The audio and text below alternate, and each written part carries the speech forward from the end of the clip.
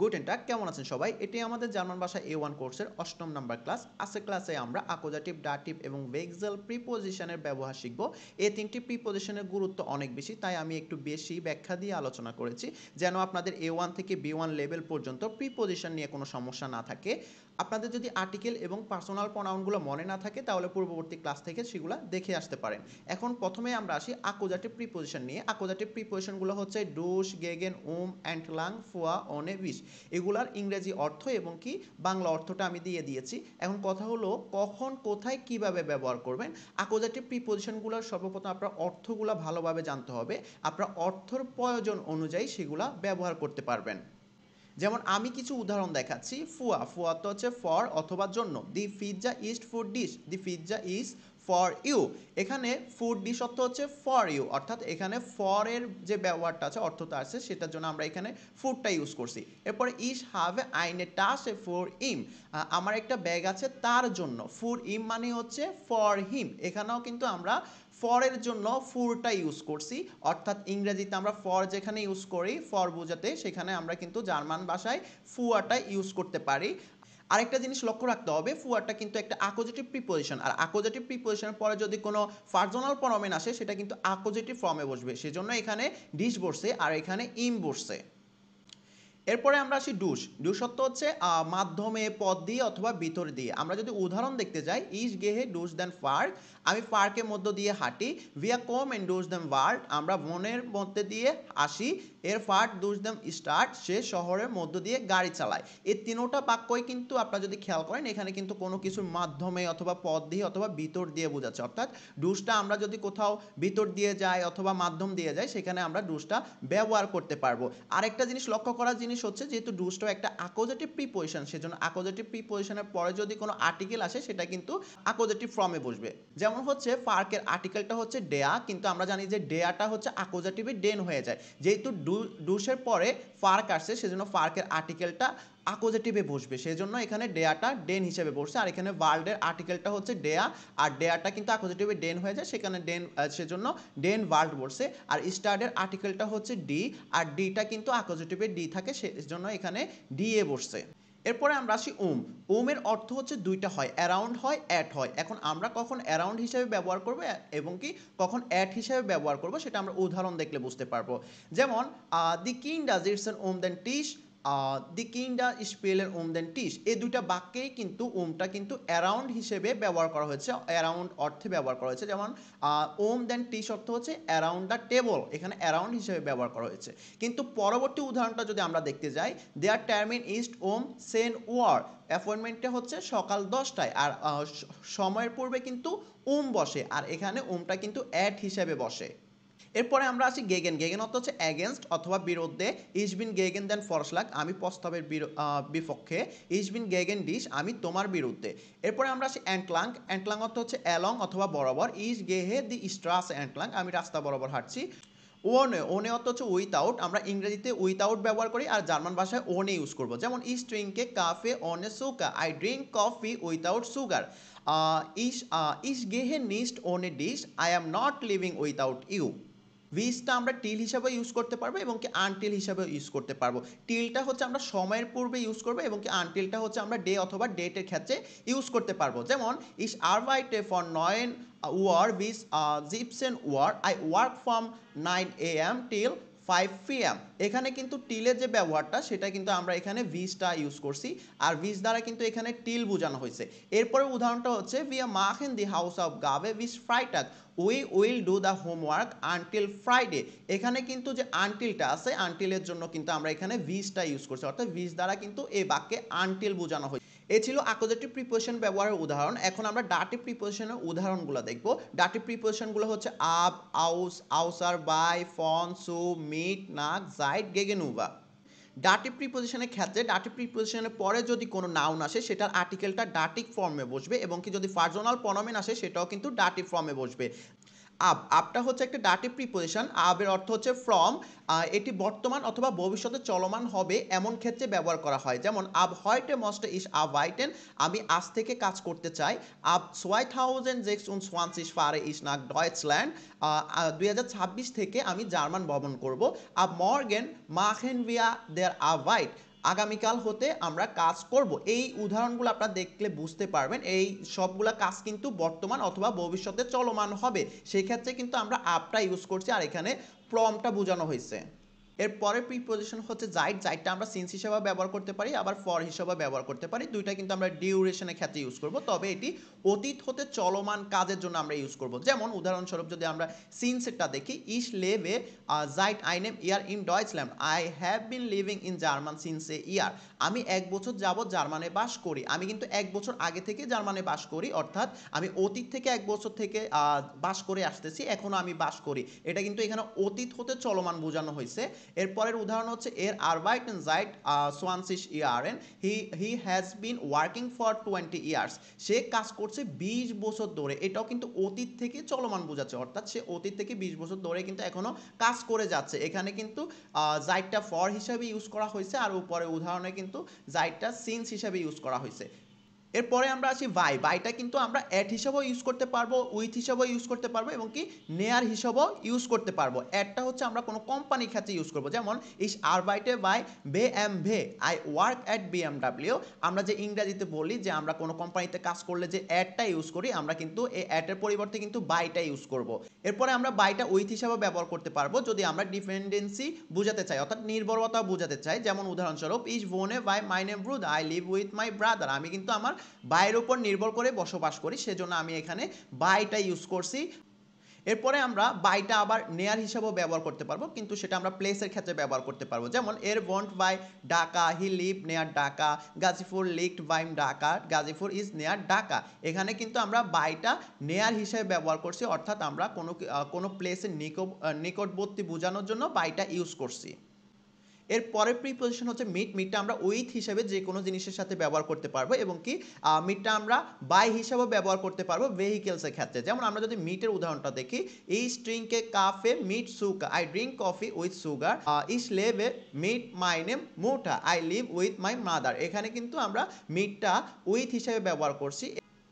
এরপরে মিটটা আমরা বাই হিসেবে যে কোনো ভেহিকেলসের ক্ষেত্রে ইউজ করতে পারবো। যেমন ইস ফারে মিট দ্যাম বুস, আমি বাসে করে যাই। আমরা যদি কোনো বাসে করে যাই, অটো করে যাই, সাইকেলে করে যাই, তাহলে সেখানে আমরা মিটটা বাই হিসেবে ইউজ করতে পারবো।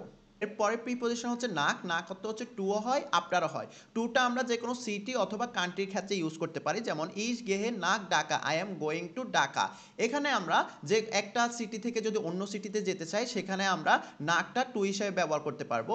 এবং কি এরপর উদাহরণ হচ্ছে ভি আর ফারেন নাক Deutschland, we are going to Germany. আমরা যদি এক কান্ট্রি থেকে অন্য কান্ট্রিতে যাই, সেখানেও কিন্তু আমরা নাকটা টু হিসেবে ব্যবহার করতে পারবো। এখন নাকটা আমরা আফটার হিসাবে কখন ব্যবহার করব? আফটার হিসাবে আমরা ওয়ার্কের ক্ষেত্রে, টাইমের ক্ষেত্রে এবং কি ফার্জনের ক্ষেত্রে ব্যবহার করতে পারি। যেমন ওয়ার্কের ক্ষেত্রে হয় ইস কোমে নাক দেয়ার উনটারিস্ট, I will come after class. এরপর টাইমেরটা হয় যেমন ইস কোমে নাক 20 মিনিটেন, I will come after 20 minutes. এরপরে ফার্জনের ক্ষেত্রে আমরা ব্যবহার করতে পারি ইস কোমে নাক দেয়া, I will come after you, আমি তোমার পরে আসবো। এখানে একটা এক্সেপশনাল রয়েছে, যেমন ইস গে নাক হাউজে, I am going to home. এটা এক্সেপশনাল কেন বললাম তা আপনারা সুয়ের যখন উদাহরণ দিব তখন সুয়ের উদাহরণে আপনারা বুঝতে পারবেন। সু অর্থ হচ্ছে টু অথবা টু বোঝায়। টুটা হচ্ছে আমরা প্লেস ইন দ্য সিটি, অর্থাৎ আমরা যদি সিটির মধ্যে মানে আমার শহরের মধ্যে এক প্লেস থেকে অন্য প্লেসে যাই, তাহলে সেক্ষেত্রে আমি টু হিসেবে সুটা ব্যবহার করতে পারবো। যেমন ইস গেহে সুর শুলে, আই গো টু স্কুল। এখানে সুর কেন হলো? কারণ হচ্ছে সু আর হচ্ছে শুলের যে আর্টিকেলটা আছে সেটা যুক্ত করে কিন্তু সংক্ষেপে সুর বসানো হয়েছে। এরকম আপনারা সুম দেখবেন, ইম দেখবেন, সুর দেখবেন, এভাবে কিন্তু এগুলা সংক্ষিপ্তভাবে দেয়া হয়। আপনারা যদি শহরের মধ্যে কোনো প্লেসে যেতে চান, যেমন আপনারা স্কুলে যাবেন, গির্জায় যাবেন, মসজিদে যাবেন, মার্কেটে যাবেন, সেই ক্ষেত্রে কিন্তু টু এর জন্য সুটা ইউজ করতে পারবেন। এরপরে আমরা আসি টুটা কখন বোঝানো হয়। টুটা হচ্ছে টেস্টের ক্ষেত্রে বোঝানো হয়, অর্থাৎ খুব বুঝাতে। যেমন অ্যাস ইস্ট সু জুস, এটা খুব মিষ্টি। আপনারা যখন কোনো কিছু খুব মিষ্টি বুঝাবেন অথবা কোনো কিছু খুব টক, খুব জাল বুঝাবেন, তখন কিন্তু সুটা ব্যবহার করতে পারবেন। সুয়ের কিন্তু একটা এক্সেপশনাল ব্যবহার রয়েছে, যেমন ইজ বিন সু হাউজে, আই অ্যাম অ্যাট হোম, আমি বাসায় আছি। আপনি যদি কোনো কিছুর ভিতরে অবস্থান করে থাকেন, যেমন আপনি মন্দিরে, আপনি মসজিদে অথবা আপনি বাসার মধ্যে অথবা মার্কেটের মধ্যে, সেখানে কিন্তু ইন ব্যবহার করা হয়, কিন্তু একমাত্র হাউজের ক্ষেত্রে কিন্তু সুটা ব্যবহার করা হয়। অন্য যে কোনো ক্ষেত্রে কিন্তু ইন ব্যবহার করা হয়। এরপরে আউসটা আমরা ফ্রম হিসেবে, অফ হিসেবে এবং কি আউট অফ হিসেবে ব্যবহার করতে পারি। ফ্রমটা আমরা কান্ট্রির ক্ষেত্রে ব্যবহার করতে পারি, যেমন ইস কোমে আউস Bangladesh, I am come from Bangladesh. এরপর আমরা অফটা হচ্ছে মেড অফের ক্ষেত্রে ব্যবহার করতে পারি, যেমন দি প্লাসে ইস্ট আউস কুনস্টপ, the bottle is made of plastic. আর হচ্ছে আমরা আউসটা আউট অফ হিসেবে ব্যবহার করতে পারি যে কোনো প্লেসের ক্ষেত্রে, যেমন ইস গেহে আউস দেম সীমা, আমি রুম থেকে বেরিয়ে যাই। আপনি যে কোনো স্থান থেকে যদি বের হতে চান তাহলে আপনারা আউসটা ব্যবহার করতে পারেন। তবে ডাটিভ প্রিপোজিশনের ব্যবহার ক্ষেত্রে আপনারা একটা জিনিস লক্ষ্য রাখবেন, ডাটিভ প্রিপোজিশনের পরে যদি কোনো নাউন আসে সেটার আর্টিকেল কিন্তু ডাটিভ ফর্মে বসবে। ফন অর্থ হচ্ছে ফ্রম, সেটা আমরা প্লেসের ক্ষেত্রে, ফার্জনের ক্ষেত্রে এবং কি টাইমের ক্ষেত্রে ব্যবহার করতে পারি, যেমন ইজ গে ফন ঢাকা নাখ Noakhali, I am going from Dhaka to Noakhali. এখানে ফনটা কিন্তু আমরা ফ্রম হিসেবে ব্যবহার করছি। এরপরে উদাহরণ হচ্ছে ইজ হাবে অ্যাস ফন মাই নেম ব্রু দ্য গে হুড, আমি এটি আমার ভাই থেকে শুনেছি। এখানেও কিন্তু ফ্রম হিসেবে ফনটা ব্যবহার করা হয়েছে। ফন্টটা আমরা টাইমের ক্ষেত্রে কিভাবে ব্যবহার করতে পারি, যেমন দেয়ার উন্টার ইজ ইস্ট ফন মন্টাক বিশ ফ্রাইটাক, ফন মন্টাক মানে হচ্ছে ফ্রম মানডে। এখানে কিন্তু আমরা ফন্টটা ফ্রম হিসেবে সময়ের পূর্বে ব্যবহার করেছি। এরপরে হচ্ছে আউসার অর্থ হচ্ছে অ্যাকসেপ্ট ব্যতীত অথবা ছাড়া, ইস লিভে নিমান্ড আউসার দিয়ে, আমি তোমাকে ছাড়া কাউকে ভালোবাসি না।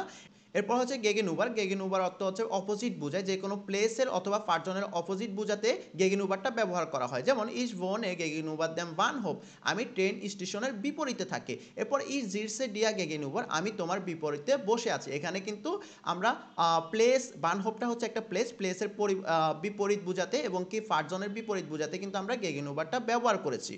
তো এ ছিল ডাটিভ প্রিপোজিশনের ব্যবহারের উদাহরণ। এতক্ষণ আমরা অ্যাকুজেটিভ এবং কি ডাটিভ প্রিপোজিশনের উদাহরণ দেখেছি। এখন আমরা দেখব ভেক্সেল প্রিপোজিশনের উদাহরণ। ভেক্সেল প্রিপোজিশন মানে হচ্ছে পরিবর্তনশীল প্রিপোজিশন, অর্থাৎ যে প্রিপোজিশন কখনো অ্যাকুজেটিভ হয় এবং কি কখনো ডাটিভ হয়। আমি এখানে নেটসব্যাকের কোর্স বুক থেকে একটা চিত্র তুলে ধরেছি, যেন আপনাদের সেগুলোর অর্থটা বুঝতে যেন সুবিধা হয়।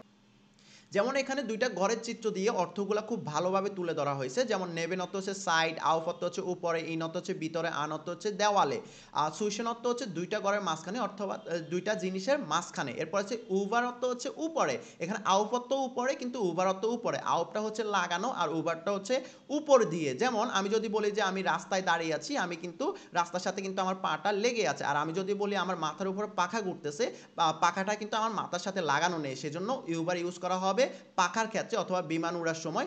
আর আউপটা হচ্ছে আমি কোথাও দাঁড়াই আছি অথবা কোনো কিছুর উপরে রাখছি, সেক্ষেত্রে আমরা আউপ ইউজ করব। আর এরপরে হচ্ছে ফর অর্থ হচ্ছে সামনে, হিন্টা অর্থ হচ্ছে পিছনে, আর উন্টার অর্থ হচ্ছে নিচে। এই অর্থগুলো ব্যতীত কিন্তু ভেক্সেল প্রিপোজিশনটা আরও কিছু অর্থ প্রকাশ করে, সেগুলো আমি এখানে দিয়ে দিয়েছি। এগুলোর ব্যবহারটা আপনারা সামনে নিজেই বুঝতে পারবেন। এখন আমরা আসি আকোজেটিভ অর্ডার ডাটিভ, অর্থাৎ আমরা জানি যে ভেক্সেল প্রিপোজিশনটা কখনো আকোজেটিভ হয় কখনো ডাটিভ হয়। এখন কথা হলো কখন আকোজেটিভ হয় কখন ডাটিভ হয়। যেমন ভো দ্বারা কোশ্চেন করা হলে সেটা ডাটিভ হবে, আর ভোহিন দ্বারা কোশ্চেন করা হলে সেটা আকোজেটিভ হবে। যেমন ভো উইজ ডু, তুমি কোথায়, ইস বিন ইন্ডিয়া শুলে, আমি স্কুলে, এটি হচ্ছে ডাটিভ। আর ভো গেস ডু, তুমি কোথায় যাচ্ছ, ইস গেহে ইন্ডিয়া শুলে, আমি স্কুলের ভিতরে যাচ্ছি, এটা হচ্ছে আকোজেটিভ। আমি যদি আরও সংক্ষেপে বোঝাতে চাই, আরও সহজভাবে বলতে গেলে, যদি বাক্যটা মুভমেন্ট হয় তাহলে আকোজেটিভ হবে, আর যদি নন মুভমেন্ট হয় তাহলে ডাটিভ হবে। যেমন ইস বিন ইন্ডিয়া শুলে, আমি স্কুলে, এখানে কিন্তু আমার কোনো মুভমেন্ট বোঝাচ্ছে না, সেজন্য এটা ডাটিভ। আর যদি ইস গেহে ইন্ডিয়া শুলে, আমি স্কুলের ভিতরে যাচ্ছি, আমি যে যাচ্ছি এখানে কিন্তু আমার মুভমেন্ট করতেছে, সেজন্য এটা হবে আকুজাটিভ। শুলের আর্টিকেল হচ্ছে ডি, তাহলে এখানে ডেয়া কেন বসলো, কারণ এই বাক্যটা যেহেতু নন মুভমেন্ট সেজন্য এখানে ইনটা হচ্ছে ডাটিভ হিসেবে বসছে, এজন্য শুলের আর্টিকেল ডিটা ডাটিভে ডেয়া হয়ে যায়। আর এখানে হচ্ছে যেহেতু এটা মুভমেন্ট বাক্য সেজন্য এখানে ইনটা হচ্ছে আকোজাটিভ হিসেবে বসছে, সেজন্য শুলের আর্টিকেল যে ডি রয়েছে সেটা কিন্তু আকোজাটিভই ডিএ থাকে, সেজন্য এখানে ডিএ হয়েছে। আমরা এই ছবিটা দেখলে আমরা আরও ভালোভাবে উদাহরণগুলো বুঝতে পারবো। যেমন এখানে প্রত্যেকটা ভেক্সেল প্রিপোজিশনে কিন্তু দুইটা করে উদাহরণ দেওয়া হয়েছে। এই পাশেরগুলো হচ্ছে মুভমেন্ট করা বাক্য, আর এই পাশেরগুলো হচ্ছে নন মুভমেন্ট বাক্য। এই পাশেরগুলো হচ্ছে যে প্রিপোজিশনগুলো, ভেক্সেল প্রিপোজিশনগুলো এ পাশে আকোজাটিভ হিসেবে বসছে আর এই পাশে হচ্ছে ডাটিভ হিসেবে বসছে। আপনারা যদি অর্থগুলো ট্রান্সলেট করে পড়েন তাহলে আপনারা এগুলার পার্থক্যগুলো বুঝতে পারবেন। যেমন জি গেট ইন দেন বানহোপ, সে বানহোপের ভিতরে যাচ্ছে, আর এখানে হচ্ছে জি গেট ইম বানহোপ, সে বানহোপের ভিতরে আছে। এই বাক্যটা হচ্ছে মুভমেন্ট, সেজন্য এখানে বানহপের আর্টিকেলটা আকোজেটিভে বসছে, আর এই বাক্যটা হচ্ছে নন মুভমেন্ট, সেজন্য এখানে বানহপের আর্টিকেলটা ডাটিভে বসছে। আপনারা এই উদাহরণগুলো যদি ভালোভাবে প্র্যাকটিস করেন তাহলে আশা করি আপনাদের ভেক্সেল প্রিপোজিশন নিয়ে কোনো সমস্যা থাকবে না। সবার প্রতি অনুরোধ থাকবে ক্লাসটা ভালোভাবে প্র্যাকটিস করার জন্য। আর আপনাদের জন্য কিছু হাউস আউট গাবে থাকবে, এগুলো আপনারা ফিল আপ করে আমাকে কমেন্টে অবশ্যই সঠিক উত্তরগুলো দিবেন। যেমন ইস হাবে আইনে গেসাং ফোর, এখানে কি ইম হবে নাকি ইন হবে সেটা আপনারা কমেন্ট করে জানাবেন। এভাবে 5টা প্রশ্নের উত্তরে আপনারা কমেন্টে লিখে দেবেন, আমি চেক করব কার প্রশ্নের আনসারগুলো সঠিক হয়েছে এবং কি আপনারা ক্লাসটা বুঝতে পারছেন কি না। তো আপনারা ভালো করে ক্লাসটা প্র্যাকটিস করবেন। আজ এতটুকুই, দেখা হচ্ছে পরবর্তী ক্লাসে। সবাই সুস্থ থাকবেন, ভালো থাকবেন, পড়ালেখা করবেন। আও বিডা জেহেন।